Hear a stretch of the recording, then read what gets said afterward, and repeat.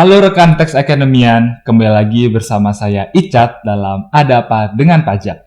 Nah, pada episode kali ini, saya akan membahas nih terkait salah satu metode penyelesaian sengketa transfer pricing. Nah, meskipun nih OECD atau Organization for Economic Cooperation and Development itu telah mengatur dan membuat berbagai pelaksanaan atau pelaksanaan terkait transfer pricing gitu ya, salah satunya itu dalam OECD Guidelines, serta sudah ada banyaknya nih peraturan terkait transfer pricing. Meskipun demikian, masih banyak nih sengketa transfer pricing antara wajib pajak dengan otoritas pajak. Nah, hal tersebut karena tidak mudah nih untuk melakukan penyelesaian konflik transfer pricing melalui corresponding adjustment ataupun juga melalui mutual agreement procedure.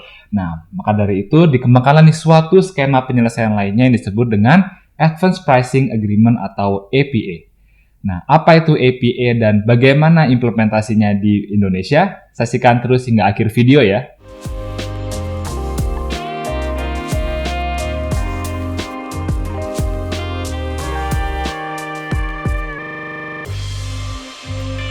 Nah, seperti Icat tadi sampaikan gitu ya, memang di lapangan masih kita temui nih suatu konflik atau perselisihan antara wajib pajak dengan otoritas pajak terkait transfer pricing. Nah, perselisihan itu terjadi karena adanya penerapan ketentuan transfer pricing yang ketat di banyak negara, sehingga sering terjadi nih koreksi transfer pricing yang dilakukan secara sepihak oleh masing-masing negara. Nah, koreksi sepihak ini tentu akan berdampak terhadap adanya pemajakan berganda secara ekonomis karena atas suatu penghasilan yang sama dikenai pajak di dua negara atau yurisdiksi begitu ya. Nah, ini adalah salah satu di mana transfer pricing ini merupakan salah satu penyebab pemajakan berganda secara ekonomis gitu ya.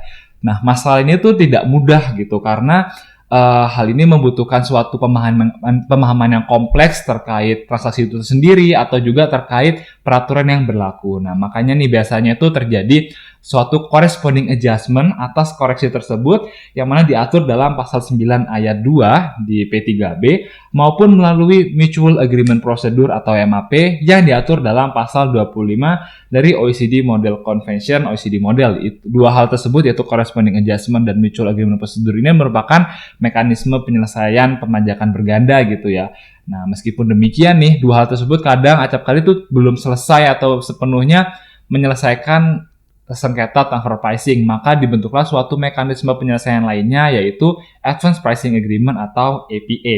Nah, itu OECD mendefinisikan APA sebagai suatu skema yang telah disusun sebelumnya terhadap suatu transaksi antara pihak-pihak yang mempunyai hubungan istimewa dengan berdasarkan kriteria-kriteria yang tepat gitu ya, seperti metode, perbandingan dan penyesuaian, serta asumsi-asumsi terhadap kondisi yang akan datang gitu ya di masa depan. Nah, hal tersebut adalah untuk menentukan harga transfer antara pihak-pihak yang mempunyai hubungan istimewa tersebut untuk periode waktu tertentu. Nah, memang ya APA ini memang untuk periode waktu tertentu termasuk di masa mendatang begitu.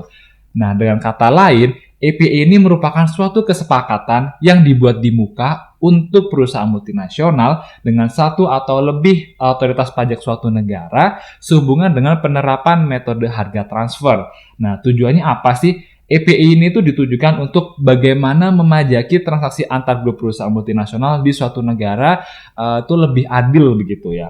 Nah, hal terpenting dari APA ini adalah bahwa APA tidak mengatur mengenai masalah penentuan harga, namun APA hanya merupakan persetujuan penerapan metode harga transfer dalam kondisi-kondisi yang dapat diterima oleh kedua pihak yang melakukan perjanjian begitu ya, melakukan APA begitu. Nah, dalam sudut pandang otoritas pajak maupun wajib pajak, APA ini merupakan suatu alternatif untuk sebagai alternatif pemecahan terhadap masalah transfer pricing dan juga alat untuk menghindari konfrontasi antara otoritas pajak dan wajib pajak serta mencegah terjadinya sengketa transfer pricing antara otoritas pajak suatu negara dengan otoritas pajak negara lainnya. Tadi di awal kita sebutkan nih bahwa akan adanya suatu economic double taxation gitu ya. Nah, selain itu, APA ini juga bertujuan untuk mencegah terjadinya pemajakan berganda double taxation, mencegah agar jangan sampai suatu penghasilan yang sama itu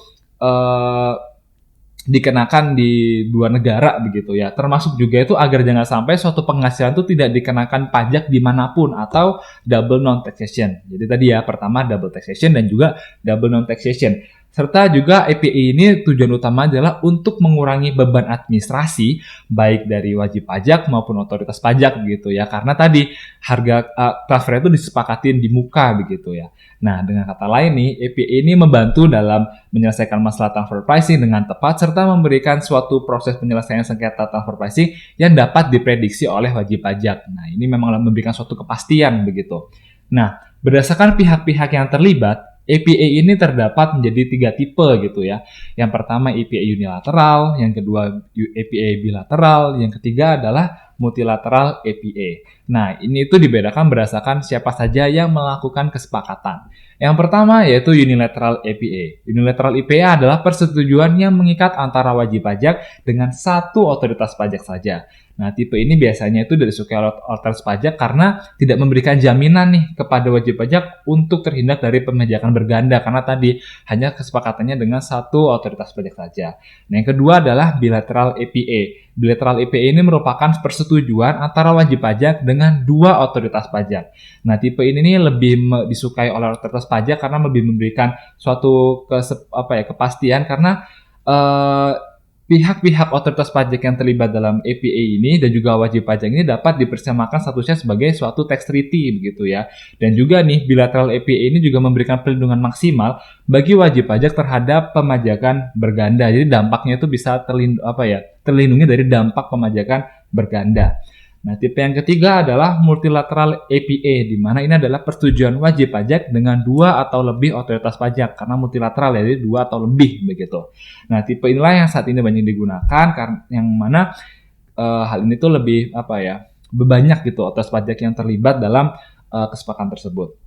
Nah, memang nih yang menjadi perbedaan utama dari unilateral, bilateral, dan juga multilateral ini terletak pada jumlah wajib pajak dan otoritas pajak yang terlibat dalam APA.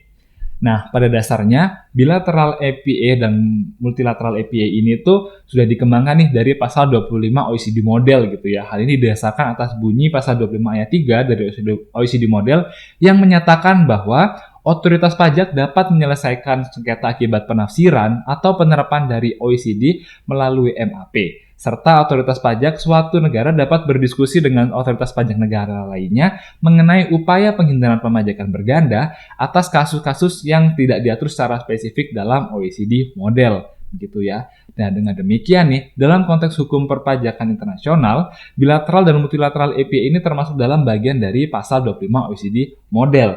Nah, pihak-pihak yang terlibat dalam APA, yaitu wajib pajak dan otoritas pajak, itu diharuskan untuk menandatangani APA yang telah disetujui, sehingga isi kesepakatan dalam APA tersebut akan mengikat pihak-pihak yang terlibat di dalamnya dan tidak dapat diubah oleh putusan pengadilan maupun oleh suatu judicial review di negara yang terlibat dalam APA tersebut.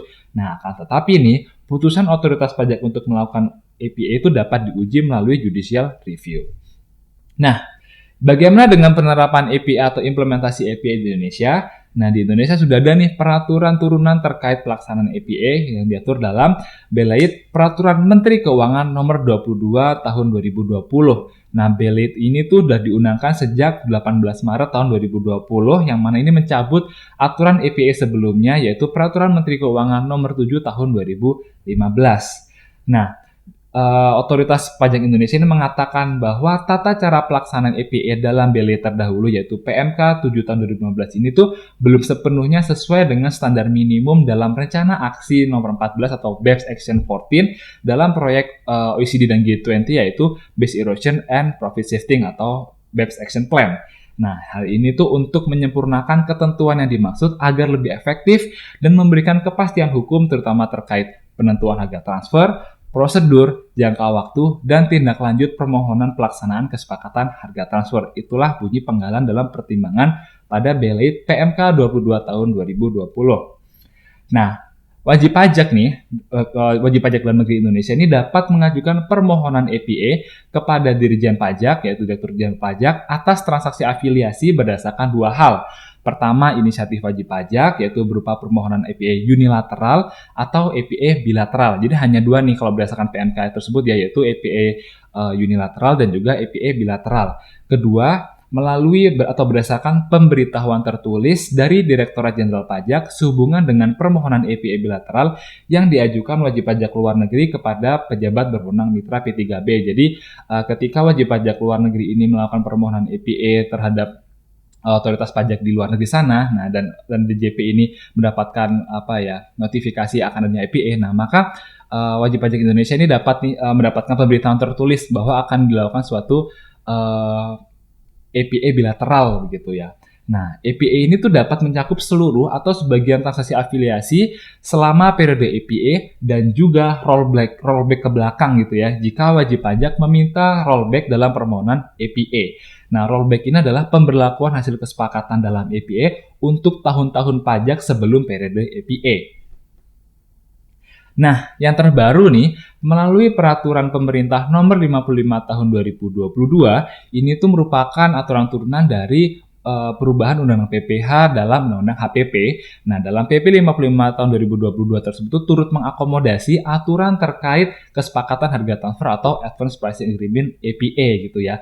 Nah, bedanya nih, pada PMK 22 tahun 2020 tadi itu hanya mengatur tentang APA unilateral dan juga APA bilateral dan belum memerinci APA multilateral. Nah, pada PP 55 tahun 2022 ini itu juga turut mengatur nih terkait APA multilateral. Jadi sudah lengkap ya, ada unilateral, bilateral dan juga multilateral. Di sini disebutkan bahwa APA multilateral adalah suatu perjanjian tertulis antara Ditjen Pajak dan lebih dari satu otoritas pajak yurisdiksi mitra perjanjian penghindaran pajak P3B yang melibatkan wajib pajak, yaitu multilateral. Nah, permohonan APA multilateral itu dapat dilakukan berdasarkan inisiatif wajib pajak atau berdasarkan pemberitahuan tertulis dari Ditjen Pajak guna menindaklanjuti pengajuan APA wajib pajak luar negeri kepada yurisdiksi mitra P3B. Nah, berdasarkan permohonan nih, Ditjen Pajak memiliki wewenang untuk membuat kesepakatan dengan wajib pajak dan bekerja sama dengan yurisdiksi mitra untuk menentukan harga transfer wajib pajak yang memiliki hubungan istimewa tadi. Nah, kesepakatan yang telah dicapai nih antara Ditjen Pajak dan wajib pajak itu akan ditindaklanjuti dengan penerbitan surat keputusan tentang pemberlakuan APA. Nah, meskipun APA memberikan kepastian terhadap penerapan metode transfer pricing, akan tetapi nih perlu dicatat bahwa perusahaan multinasional itu perlu meneliti terlebih dahulu kelebihan dan kekurangan APA kasus per kasus. Jadi disesuaikan dengan kondisi dan keadaan masing-masing perusahaan multinasional. Nah, untuk mengetahui bagaimana cara untuk menganalisis kelebihan dan kekurangan APA, rekan-rekan bisa nih mengikuti atau mendapatkan ilmunya dari Intensive Course of Comprehensive Transfer Pricing batch ke-26. Karena spesial pada program kali ini akan ada pembahasan terkait penanganan sengketa transfer pricing melalui APA yang akan dijelaskan langsung oleh pakarnya. Nah, apabila rekan-rekan mengikuti pelatihan tersebut nih, rekan-rekan juga dapat mendapatkan berbagai macam pemahaman dasar terkait transfer pricing karena akan diajarkan secara komprehensif yang secara eksklusif tatap muka di Mentara DDTC. Nah, jangan lewatkan rekan-rekan ya, segera daftar, jangan kehabisan kursinya. Nah, demikian rekan-rekan sekalian pembahasan Icat terkait apa itu APA begitu ya. Nah, jangan lupa juga saksikan berbagai macam jenis video ADP lainnya spesial hanya di YouTube channel DTC Indonesia. Terima kasih dan sampai jumpa pada episode selanjutnya.